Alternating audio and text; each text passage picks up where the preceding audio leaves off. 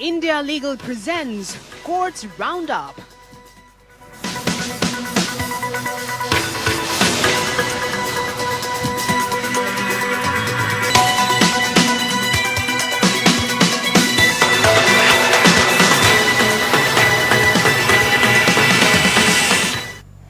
नमस्कार, मैं हूं आपके साथ नेहा दुबे। कोर्ट्स राउंडअप में आपका बहुत बहुत स्वागत है। इस बुलेटिन में अगले आधे घंटे हम आपको कोर्ट से जुड़ी तमाम छोटी बड़ी खबरों से करवाएंगे रूबरू। कोर्ट की कार्रवाई सुप्रीम कोर्ट से लेकर हाई कोर्ट और लो कोर्ट्स तक के फैसलों को रखेंगे आपके सामने। तो आइए शुरू करते हैं courts roundup. India Legal presents Courts Roundup.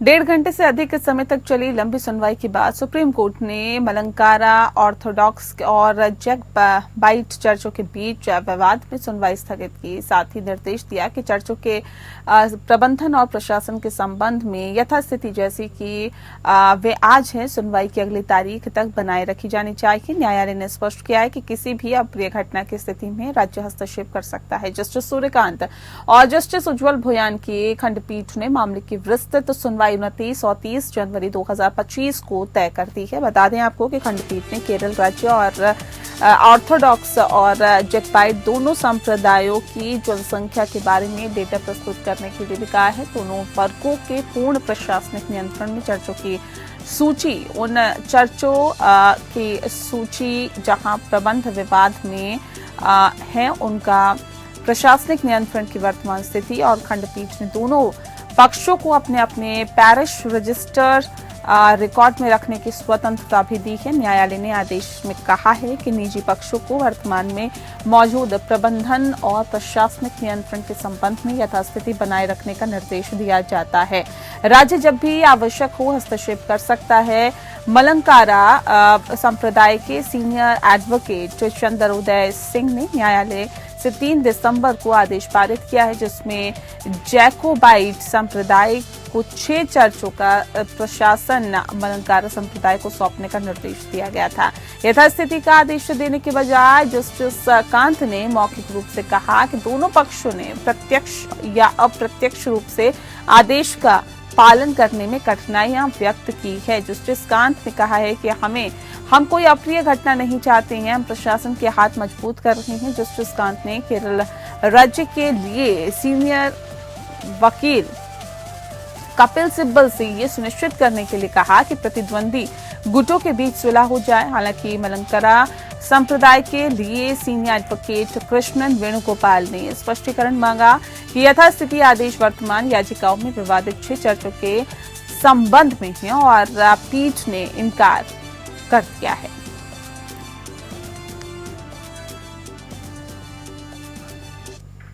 अगली खबर का रुख करते हैं। सुप्रीम कोर्ट ने समाजवादी पार्टी के नेता मोहम्मद आजम खान रामपुर से उत्तर प्रदेश विधानसभा के पूर्व सदस्य और उनके बेटे मोहम्मद अब्दुल्ला आजम खान स्वार विधानसभा क्षेत्र से पूर्व सदस्य द्वारा दायर विशेष अनुमति याचिकाओं पर नोटिस जारी किए और जिसमें इलाहाबाद हाईकोर्ट द्वारा चोरी की मशीन मामले में उन्हें जमानत देने से इनकार करने के 29 जनवरी के आदेश को चुनौती दी गई।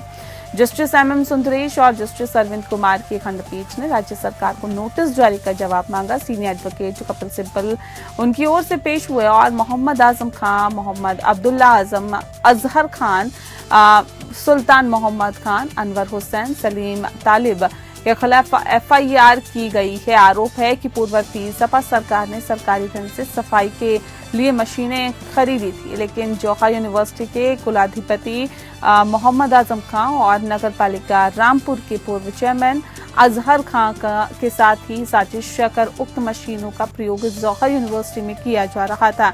नई सरकार के कार्यकाल में मशीनों की तलाशी ली जा रही थी, जिसमें कुलाधिपति मोहम्मद आजम खान के निर्देश पर सुल्तान मोहम्मद खान, उपकुलपति अब्दुल आजम खान और यूनिवर्सिटी के कैंटीन इंचार्ज अनवर हुसैन, सलीम और तलीब और अन्य ने मशीन को छिपा दिया और मशीन को काटकर दबा दिया गया। बता दें कि जिसकी रिपोर्ट दर्ज कर कार्रवाई की जाए और सार्वजनिक संपत्ति क्षति निवारण अधिनियम के तहत रिपोर्ट दर्ज होने पर जांच की गई है और 19 सितंबर 2022 को अभियुक्त अनवर हुसैन की उपस्थिति में बरामदगी की गई है, जिसमें यूनिवर्सिटी परिसर में झाड़ियों के बीच से मशीन बरामद की गई है।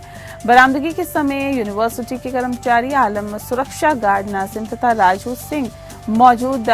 हाईकोर्ट ने उन्हें जमानत देने से इनकार करते हुए कहा है कि तीनों आवेदकों का आपराधिक इतिहास है जो काफी संख्या में है। आरोपी आवेदक मोहम्मद आजम खान और मोहम्मद अब्दुल्ला आजम खान को संबंधित ट्रायल कोर्ट द्वारा कुछ मामलों में दोषी भी ठहराया जा चुका है। मामला ऐसा है कि इस समय उनकी रिहाई से मुकदमे पर प्रतिकूल प्रभाव पड़ सकता है।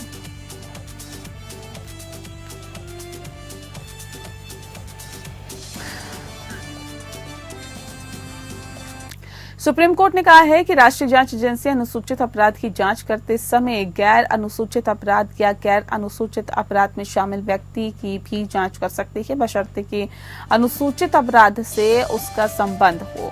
फैसले में कोर्ट ने अवैध नशीली दवाओं के व्यापार और नशीली दवाओं के दुरुपयोग के प्रभाव पर कुछ टिप्पणियां की और सुनवाई में कहा गया कि नशीली दवाओं के व्यापार के जाल और जाल को भारत के युवाओं की चमक को खत्म करने की अनुमति नहीं दी जा सकती। साथ ही माता पिता और अन्य हितधारकों के लिए कुछ सुझाव किए हैं ताकि ये सुनिश्चित किया जा सके कि नशीली दवाओं के दुरुपयोग को अब वर्जित नहीं माना जाना चाहिए और पुनर्वास के ध्यान केंद्रित किए जाने चाहिए। सीमा पार से मादक पदार्थों के व्यापार के आरोपी व्यक्ति की जमानत खारिज करने के फैसले को बरकरार रखते हुए जस्टिस बीवी नागरत्ना और जस्टिस एन.के. सिंह की पीठ ने कहा है कि राज्य के सर्वश्रेष्ठ समन्वय और लाभ की चाहत के अभूतपूर्व पैमाने में मादक पदार्थों के व्यापार और दुरुपयोग के खतरे को बरकरार रखा है, जो इतना कठोर और बहुआयामी है कि ये सभी आयु समूहों, समुदायों और क्षेत्रों में पीड़ा का कारण बनता है।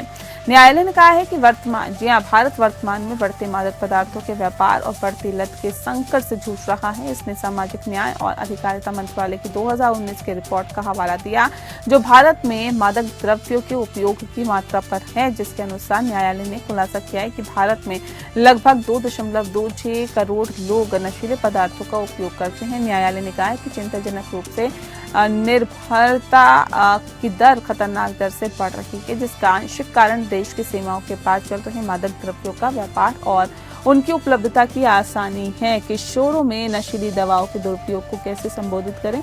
न्यायालय ने कहा है कि किशोरों में नशीली दवाओं की लत को रोकने के लिए कई हितधारकों, माता पिता और भाई बहन, स्कूल और समुदाय के ठोस प्रयास की आवश्यकता है।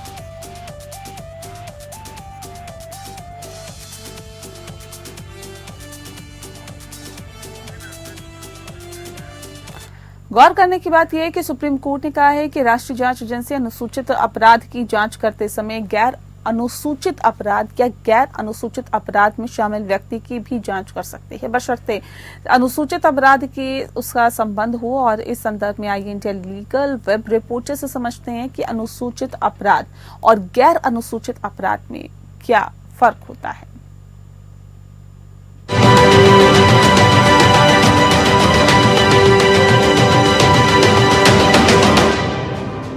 तो चलिए आज जानते हैं कि शेड्यूल्ड और अनशेड्यूल्ड ऑफेंसेस क्या होते हैं। शेड्यूल्ड ऑफेंसेस वो स्पेसिफिक क्राइम्स होते हैं जो एनआईए एक्ट के शेड्यूल में लिस्टेड होते हैं। इनमें अक्सर टेररिज्म रिलेटेड ऑफेंसेस आते हैं, जैसे unlawful activities prevention act UAPA के तहत आने वाले क्राइम्स, एटॉमिक एनर्जी से जुड़े ऑफेंसेस, देश के खिलाफ जंग छेड़ना, हाईजैकिंग और नकली करेंसी का स्मगलिंग और एक्सेट्रा।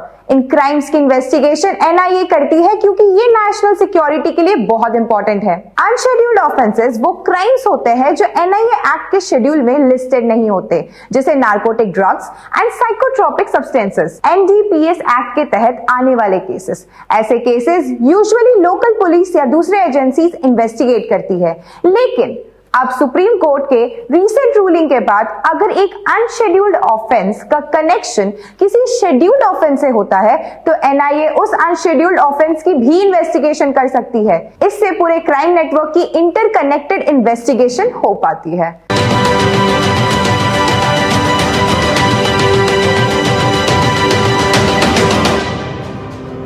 वहीं सुप्रीम कोर्ट ने इस सिद्धांत को दोहराया कि मंदिरों में गैर वंशानुगत ट्रस्टी के पदों पर चयन जाति आधारित नहीं हो सकता है। जस्टिस एम सुंदरेश और जस्टिस अरविंद कुमार के खंडपीठ केरल हाईकोर्ट के आदेश के विरुद्ध चुनौती पर सुनवाई कर रही थी, जिसमें मालाबार देवस्थानम बोर्ड या MDB के अंतर्गत नियंत्रित संस्थाओं देवस्थानम मंदिरों में गैर वंशानुगत ट्रस्टियों की पिछली नियुक्तियों को रद्द कर दिया गया। हाईकोर्ट ने मद्रास हिंदू धार्मिक और धर्मार्थ संस्थान अधिनियम के अनुसार नई नियुक्ति के लिए निर्देश भी दिए। वर्तमान याचिका में पूर्व में नियुक्त ट्रस्टियों द्वारा हाईकोर्ट के निर्णय को चुनौती दी गई। हाईकोर्ट के उक्त निर्णय में हस्तक्षेप करने से इनकार करते हुए खंडपीठ ने स्पष्ट किया कि विवादित निर्णय में दिए गए निर्देश भविष्य की नियुक्तियों के लिए याचिकाकर्ताओं की पात्रता पर कोई असर नहीं डालेंगे।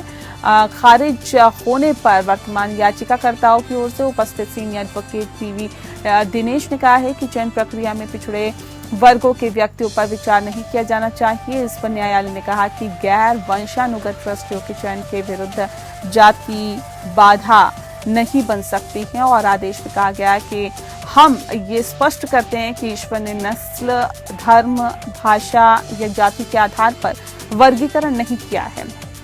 ये सभी मानवीय रचनाएं हैं। गैर वंशानुगत ट्रस्टी के किसी भी चयन की स्थिति में किसी व्यक्ति की जाति कभी भी बाधा नहीं बन सकती है और इस संबंध में क्षेत्र को नियंत्रित करने वाले सिद्धांत की कड़ाई से पालना होना बहुत जरूरी है।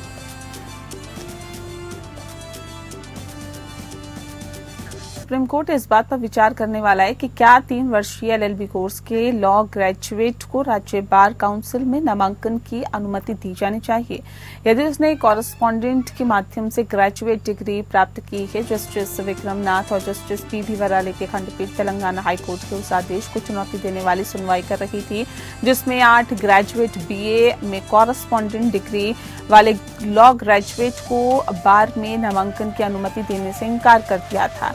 बता दें कि खंडपीठ ने मामले में नोटिस जारी किया और खंडपीठ ने कहा कि नोटिस जारी करें जिसका 4 सप्ताह के भीतर जवाब दिया जाए और इसके अलावा दस्ती सेवा की अनुमति है।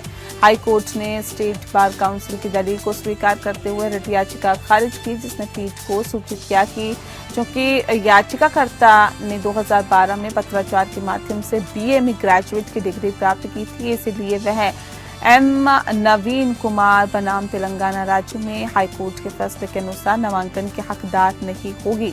M नवीन कुमार मामले में हाईकोर्ट 3 वर्षीय LLB कोर्स में एडमिशन की गैर स्वीकृति को चुनौती देने वाली चुनौती पर विचार कर रहा था, क्योंकि याचिकाकर्ता ने नियमित ग्रेजुएट कोर्स नहीं किया और कोर्ट ने एडमिशन रद्द करने का फैसला बरकरार रखा, क्योंकि याचिकाकर्ता 2008 के bar council of India rules on legal education द्वारा निर्धारित पात्रता मानदंडों का अनुपालन नहीं कर रहा था, जैसा कि 2017 में संशोधित किया गया, जिसके लिए नियमित पाठ्यक्रमों के माध्यम से ग्रेजुएट की डिग्री की आवश्यकता होती है।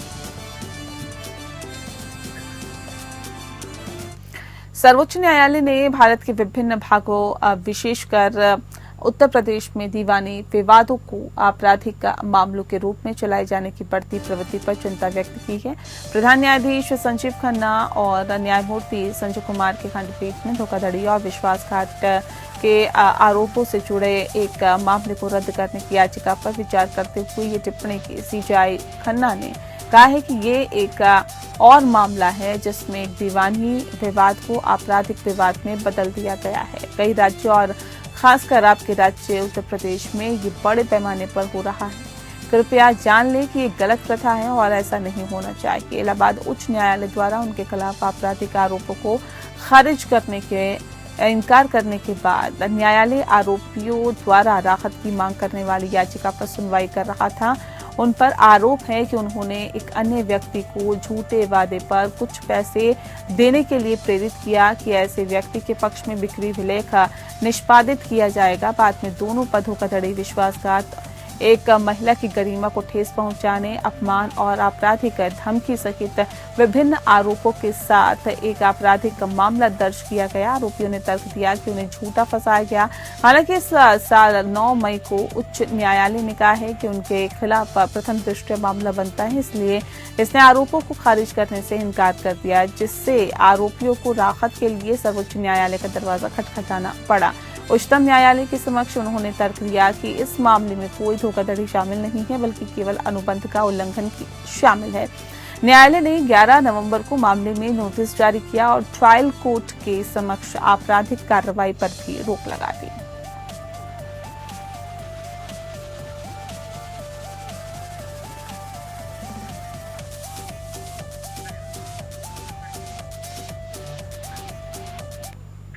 दीपक अखिलेश ठाकुर बनाम महाराष्ट्र राज्य केस में याचिकाकर्ता पर सह अभियुक्त की पत्नी की हत्या के लिए आईपीसी की धारा 302, धारा 34 के तहत आरोप लगाया गया था और उन्होंने सबसे पहले सीआरपीसी की धारा 439 के तहत जमानत देने के लिए बॉम्बे हाई कोर्ट में गुहार लगाई थी, लेकिन जमानत अर्जी खारिज कर दी गई थी और सुप्रीम कोर्ट ने उन्हें जमानत दे दी। सुनवाई को ट्रैक कर रही थी इंडिया लीगल की रिसर्चर करीना जिंदल। उनसे पूरा मामला समझने की कोशिश करते हैं।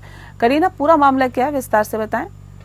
जी, यहाँ पे पहले उन्होंने हाई कोर्ट में एक बेल की अर्जी डाली थी, पर वहाँ पे कोर्ट ने देखा कि नहीं, ये ऑफेंस बहुत ज्यादा ग्रेव है, क्योंकि 302 था, किसी का मर्डर था, तो इसीलिए। और उन्होंने ये भी देखा कि जितने भी एविडेंसेस सामने थे, जो सीसीटीवी फुटेज थे, वो सारे अक्यूज के खिलाफ ही थे, इसलिए हाई कोर्ट ने बेल देने से मना कर दिया था।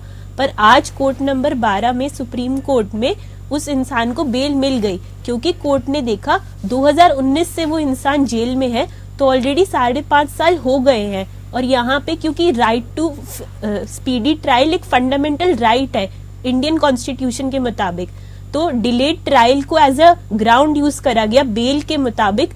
और जो प्रिंसिपल है कि बेल इज द रूल और जेल इज द एक्सेप्शन, जो कि दिया गया था सत्येंद्र कुमार वर्सेस सीबीआई के अंदर, इसको अप्लाई करा गया और यहाँ पे मिस्टर दीपक को बेल मिली गई सुप्रीम कोर्ट में।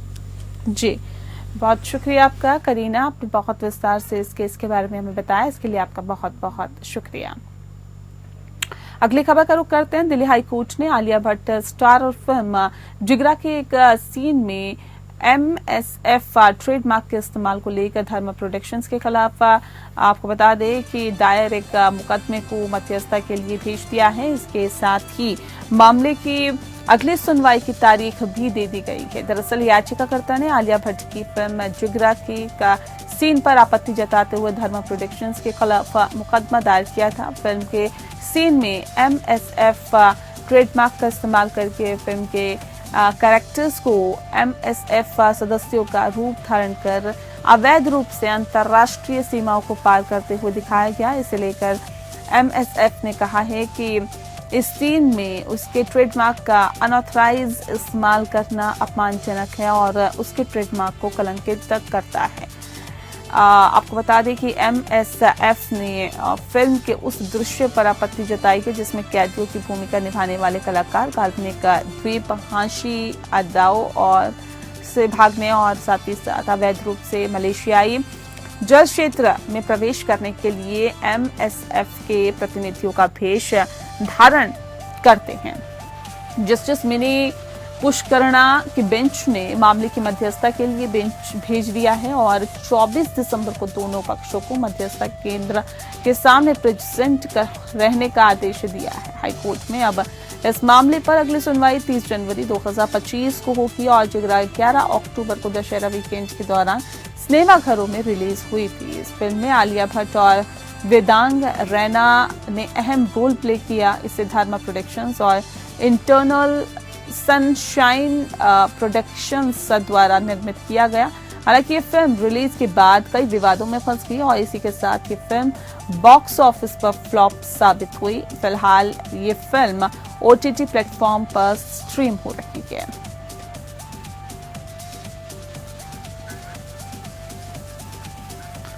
इलाहाबाद उच्च न्यायालय ने बेंगलुरु के इंजीनियर अतुल सुभाष को आत्महत्या के लिए उकसाने के मामले में एक आरोपी सुशील सिंघानिया को ट्रांजिट अग्रिम जमानत दे दी है। सुशील सिंघानिया अतुल सुभाष की अलग रह रही पत्नी निकिता सिंघानिया के चाचा है। सुशील के अलावा निकिता सिंघानिया उनकी मां और भाई ने भी अग्रिम जमानत के लिए अदालत का दरवाजा खटखटाया था। एकल न्यायाधीश न्यायमूर्ति आशुतोष श्रीवास्तव ने कहा है कि चूंकि निकिता सिंघानिया उनकी मां और भाई को मामले में गिरफ्तार किया गया है, इसीलिए उनकी ओर से ट्रांजिट अग्रिम जमानत की याचिका निरर्थक हो गई है। हालांकि अदालत ने सुशील सिंघानिया को राहत दे दी है और अदालत ने कहा है कि प्रथम दृष्टया आरोप में मृतक और उसके माता पिता को फोन पर और व्यक्तिगत रूप से मारपीट करने, जान से मारने और झूठे मामले दर्ज करने की धमकी देने के सीमित प्रतीत होते हैं। 34 वर्षीय सॉफ्टवेयर इंजीनियर सुभाष की बेंगलुरु में आत्महत्या कर दी गई थी। बता दें आपको कि उन्होंने एक विस्तृत सुसाइड नोट छोड़ा और एक वीडियो भी बनाया जिसमें अपनी पत्नी निकिता सिंघानिया और उनके परिवार पर उन्हें परेशान करने और उनके खिलाफ झूठे मामले दर्ज करने का आरोप लगाया, जिसके चलते उन्हें अपनी जान लेने के लिए मजबूर होना पड़ा। बता दें आपको कि उनकी वीडियो और सुसाइड नोट ने सोशल मीडिया पर बहस छेड़ दी है, जिसमें कई लोगों ने निकिता और उनके परिवार के सदस्यों की गिरफ्तारी की मांग की है। हाईकोर्ट में अग्रिम जमानत की सुनवाई के दौरान आरोपी के वकील ने कहा है क्योंकि मृतक की पत्नी, सास और साले को बेंगलुरु पुलिस ने पहले ही गिरफ्तार कर लिया और इसीलिए उनकी ट्रांजिट अग्रिम जमानत याचिका निरर्थक हो गई थी और इसीलिए केवल सुशील सिंघानिया की ओर से याचिका दायर की गई। ये तर्क दिया गया कि 69 वर्षीय बुजुर्ग सुशील जो पुराने चिकित्सा समस्याओं से पीड़ित है, वस्तुतः अक्षम है और उन पर अतुल को आत्महत्या के लिए उकसाने का आरोप नहीं लगाया जा सकता।